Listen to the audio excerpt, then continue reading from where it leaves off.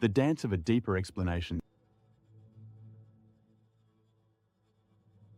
Zen and Optimism.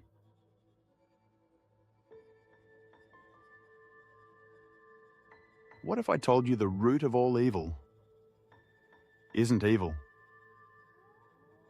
That suffering, destruction, injustice, they're not cosmic punishments, bad karma, or just the way life is.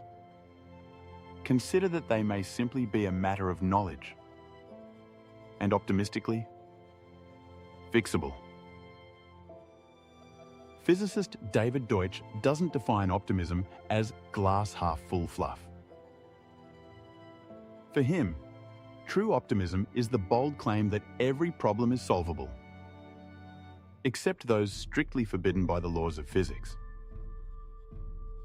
Cancer, war, bad coffee, all symptoms of one thing: not knowing enough.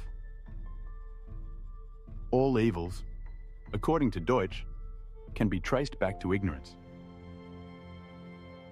And now, cue Zen and realize that we have agreement, but in a way that makes your brain fold in on itself.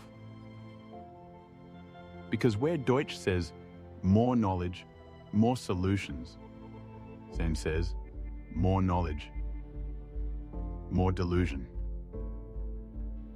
Realizing that the Zen response represents, of course, yet more knowledge, namely, the understanding of the limitations of knowledge.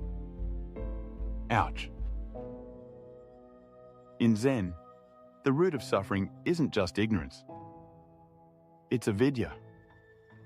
Not just misunderstanding a fact, but misunderstanding everything. Who you are. What's real? How the mind works. It's not that we lack information. It's that we're so tangled in our ideas, we don't even notice we're trapped. Zen doesn't hand you answers. It flips the desk and asks who's even doing the asking. So, Deutsch builds rockets of explanation. Zen drops koans like landmines. One wants to map the universe.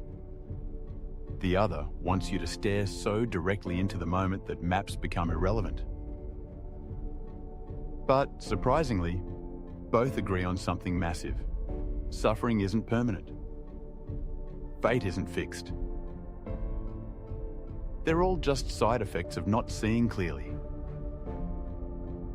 Here's the kicker. A Zen master and a theoretical physicist would both tell you the worst thing you can do is nothing.